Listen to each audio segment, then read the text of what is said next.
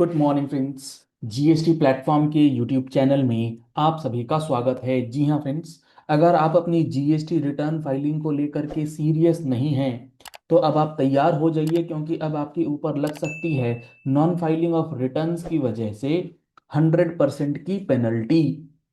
जी हाँ फ्रेंड्स, आप बिल्कुल सही सुन रहे हैं। ऑनरेबल हाई कोर्ट ने ऑर्डर को कंफर्म किया।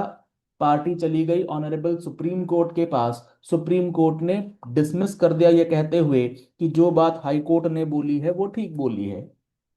और यहाँ पर जो ये डिसीजन आया है, ये जजमेंट आया है, ये बेहद है इम्पॉर्टेंट ऐसे लोगों के लिए जो जीएसटी की रिटर्न्स को हल्के में लेते हैं, उसको वैल्यू नहीं करते हैं। ध्यान से सुनिएगा, क्या है पूरा सिचुएशन, क्या है पूरा केस, मैं आपको दिखाऊंगा स्क्रीन के ऊपर भी क्या ऑब्जर्वेशन रहा है ऑनरेबल कोर्ट्स का। और उसके बाद जो प्रोविजंस है, मेरा क्या इसमें कहना है, वो भी हम लोग डिस्कस करेंगे। सिचुएशन में आपको 2 मिनट में समझाता हूं। एक कॉन्ट्रैक्टर है जिसने काम करा। अब होता क्या है प्रॉब्लम, आपने बिल बना करके दे दिया। अब आप ये सोचते हैं कि इस बिल का हमें रिटर्न फाइल करना होगा, और रिटर्न फाइल करने के लिए टैक्स का पेमेंट करना होगा। तो टैक्स का पेमेंट करेंगे कैसे, वो सामने वाली पार्टी पैसा देगी तब तो कर पाएंगे। यही हुआ है इस केस में। आपने बिल रेज कर दिया, सामने वाली ने पार्टी नहीं पेमेंट कर रही है, तो आपने क्या करा, यानी कि इस पर्टिकुलर केस में यही हुआ कि उसने जो है फाइलिंग ही नहीं करी टैक्स जीएसटी रिटर्न्स की, और उसका जो टैक्स बनता था वो उसने जमा नहीं किया। और उसने ग्राउंड ये लिया कि सामने वाले ने जो है टैक्स का पेमेंट हमें कराई नहीं, या इनवॉइस का पेमेंट ही नहीं करा, तो यहां हम भरेंगे कैसे। ये है जो मेन मुद्दा है। अब इसको लेकर के जो डिपार्टमेंट है वो जब प्रोसीडिंग्स करता है, तो प्रोसीडिंग्स के बाद टैक्सेस जमा किए जाते हैं, इंटरेस्ट जमा नहीं किया जाता है, और उसके बाद रिटर्न्स वगैरह जो है वो फाइल करी जाती हैं। अब चूंकि टैक्स और इंटरेस्ट जो है वो जमा कर दिया गया प्रोसीडिंग्स के बाद, लेकिन ऑफिसर्स क्या कर रहे हैं, अब सेक्शन 74 इन्वोक करके ये कह रहे हैं कि ठीक है, आपने टैक्स और इंटरेस्ट तो जमा कर दिया, लेकिन अब आपके ऊपर 74 के जो पेनल्टी है वो लगाई जाएगी। तो उस पेनल्टी को लेकर के डिस्प्यूट जो है वो चला गया हाई कोर्ट तक, और फाइनली वो चला गया सुप्रीम कोर्ट के पास। सुप्रीम कोर्ट ने डिसमिस कर दिया। तो हाई कोर्ट ने जो ऑब्जर्वेशन दी है, इस बात को समझिए कि इनकम जीएसटी की रिटर्न्स अगर आप नहीं फाइल कर रहे हैं तो कितना सीरियस हो सकता है ये मैटर।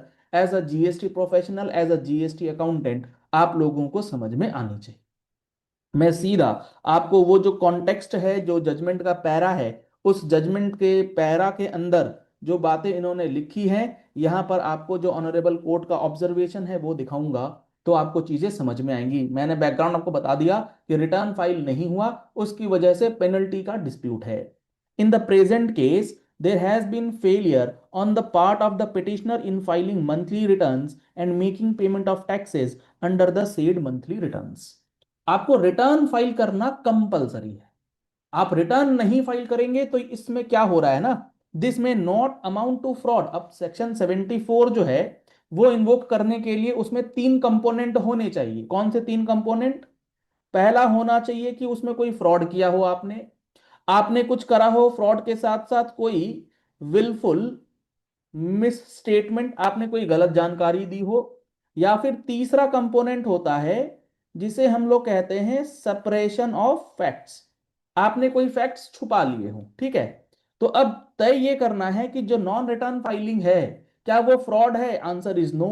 क्या वो विलफुल मिस स्टेटमेंट है? Answer is no. High court ने भी यही बोला। Non-filing of returns may not amount to fraud or misstatement.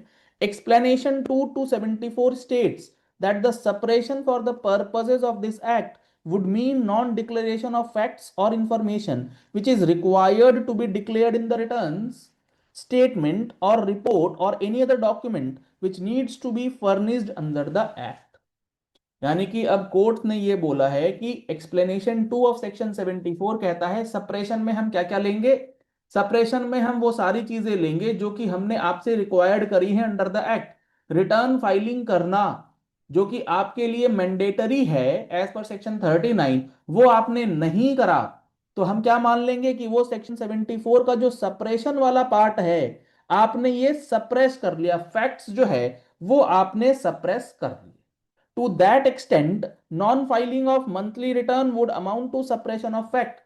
उस एक्सटेंट तक आपकी नॉन फाइलिंग जो है वो सप्रेशन के दायरे में आएगी। However the requirement under section 74 is not fulfilled on mere suppression of fact, the said suppression of fact would have to be wilful suppression of fact. सिर्फ सप्रेशन होने से काम नहीं होगा, वो जानबूझ के किया जाने वाला होना चाहिए। तो अब ये कैसे पता लगेगा कि विलफुल है या नहीं? तो आगे इसमें लिखा गया, the petitioner here in has neither filed the monthly returns, ना उसने रिटर्न फाइल करी, ना ही उसने टैक्सेस के पेमेंट करे। The defence of the petitioner is that the petitioner का क्लाइंट जो है had not paid its dues, उसने बिल बनाया अपनी क्लाइंट को, उसने पेमेंट नहीं करा, due to which the petitioner could not remit the necessary amount of taxes along with the return, इसीलिए वो टैक्स नहीं भर पा रहा। The appellate authority held that the petitioner had been certain amounts, अब यहां पर यह भी है कि उसने कुछ अमाउंट तो पेमेंट किया था, उसके बाद भी टैक्स का पेमेंट जो है नहीं किया गया। On this basis the appellate authority held that there was wilful suppression and upheld the penalty. क्योंकि आपको कुछ पेमेंट मिला था उसके बाद भी आपने पेमेंट नहीं करा, इसी वजह से वो विलफुल माना गया और उस विलफुल सप्रेशन को अपहेल्ड किया गया। In such a situation it is difficult to accept that the contention of the petitioner that there was no wilful intention to suppress facts or the turnover of the petitioner and the requirement to pay tax. The other penalties levied against the petitioner are natural corollaries of the above finding and do not require any other further consideration. Accordingly ये जो writ petition है ये fail हो गया, इसे dismiss किया गया और पेनल्टी को कंफर्म किया गया। तो लब्बो लुबाब क्या है कि अगर आप अपनी जीएसटी रिटर्न नहीं फाइल कर रहे हैं, समय पर नहीं फाइल कर रहे हैं, तो आपके ऊपर सेक्शन 74 जो है वो लगाया जा सकता है। हालांकि इसमें जो सबसे इंपॉर्टेंट पॉइंट एज पर मेरा जो एनालिसिस है वो रहना चाहिए, वो मिसिंग है with respect to all the honourable courts and councils. GST के अंदर रिटर्न्स और वैलिड रिटर्न्स ये दो अलग अलग टर्म्स हैं। रिटर्न्स फाइल करना और वैलिड रिटर्न फाइल करना अलग अलग डिफाइंड है। रिटर्न्स होती हैं, आपने रिटर्न फाइल कर दी, अब इस रिटर्न फाइलिंग के अंदर आपने टैक्स पेमेंट करा है या नहीं ये नेसेसरी नहीं था। अगर हम लोग जीएसटी के एक्ट को देखेंगे तो उसमें एक टर्म दिया गया है वैलिड रिटर्न। आपकी रिटर्न फाइल हो गई है, अब उस रिटर्न में अगर आपने टैक्स पेमेंट नहीं किया तो वो रिटर्न वैलिड नहीं मानी जाएगी। रिटर्न फाइल्ड है बट वो वैलिड नहीं मानी जाएगी। और वैलिड कब मानी जाएगी? जब आपने टैक्स पेमेंट कर दिया। इसका मतलब क्या हुआ कि एक्ट ने कहीं ना कहीं ये बात तो लिखी है कि यस आप विदाउट पेमेंट ऑफ टैक्स जो है वो रिटर्न फाइल कर सकते हैं, लेकिन पोर्टल क्या हमें बिना टैक्स के रिटर्न फाइल करने की जिम्मेदारी से मुक्त कर रहा है? नहीं कर रहा। तो सेक्शन 74 का जो ये सप्रेशन है, सेक्शन 74 का जो ये एक्सप्लेनेशन 2 है, ये बड़ा इंपॉर्टेंट है। इसने जो बात बोली है, इसने क्या बात बोली है? इसने बात बोली है कि non filing of monthly returns, not non filing of monthly valid returns. तो आप इस बात को समझिए, इस बात का यहां पर हालांकि जिक्र नहीं है, होना चाहिए था। तो हो सकता है ऑनरेबल कोर्ट्स का व्यू कुछ और आता, लेकिन चलिए खैर जो भी है, आपको यह बात समझनी होगी कि रिटर्न फाइलिंग तो आपके लिए बहुत इंपॉर्टेंट है और चीजों को आप अगर नहीं समझेंगे तो मुश्किलें बढ़ेंगी ही बढ़ेंगी। आशा करते हैं आपको ये पॉइंट जो है अच्छे समझ में आ गया होगा। लेकिन ये वैलिड रिटर्न और रिटर्न वाला जो कॉन्सेप्ट है वो इसमें आना चाहिए था, पता नहीं क्यों नहीं आ पाया। आप बताइए, क्या आप हमारे इस जो ये मेरा पर्सनल ओपिनियन है एज पर द प्रोविजन, जितना मैंने पढ़ा है, जितना मुझे समझ में आया है कि रिटर्न्स और वैलिड रिटर्न्स अलग अलग चीज है। जीएसटी पोर्टल जो है वो एक्ट को थोड़ा सा ओवर रूल कर रहा है इस लिहाजे में कि आपको रिटर्न फाइल करने देना है, आप टैक्स पेमेंट नहीं करें तो रिटर्न ही फाइल नहीं करने देंगे, ये प्रोविजन में है ही नहीं। अगर आप सेक्शन 75 सब सेक्शन 12 भी पढ़ेंगे तो उसमें भी आपको ये बात इंटरप्रिटेशन में आएगी। कैसे आएगी? उसमें लिखा गया है कि जो रिटर्न में आपने टैक्स डिक्लेयर कर दिया और वो अनपेड है। अरे भाई, जब मैंने रिटर्न फाइल कर दिया और उसमें टैक्स अनपेड रह गया तो ये कैसे हो सकता है? ये प्रोविजन देने का मतलब क्या था? अगर पोर्टल हमें बिना टैक्सेस के रिटर्न ही फाइल नहीं करने दे रहा, इसका मतलब कहीं ना कहीं यह है कि yes you can file the return, और उस रिटर्न को फाइल करने के बाद आप अपना टैक्स पेमेंट कर दीजिए विद इंटरेस्ट वगैरह। कम से कम ये तो एलिगेशन नहीं लगेगा कि आपने सेपरेशन कर लिया। इसी तरीके से सेक्शन 16 सब सेक्शन 4 में आता है मामला। अरे भाई, मेरे पास उस महीने का टैक्स बनता था, मेरे पास टैक्स जमा करने के लिए पैसे नहीं थे 30 नवंबर को, अब मैं उस चक्कर में क्या हो रहा है, मैं रिटर्न नहीं फाइल कर रहा हूं, मेरी 16/4 की डेट निकली जा रही है। तो इसीलिए ये जो प्रोविजंस बने हुए हैं ये बड़े क्लियर हैं, लेकिन पोर्टल की लिमिटेशंस की वजह से ये सारा का सारा डिस्प्यूट जो है वो हो रहा है। चलिए इस वीडियो को यही एंड करते हैं। आशा करते हैं आपको ये पॉइंट समझ में आ गया होगा। इन सारी बातों के बाद भी रिटर्न फाइलिंग बहुत जरूरी है, उसको सीरियसली लेना ही पड़ेगा।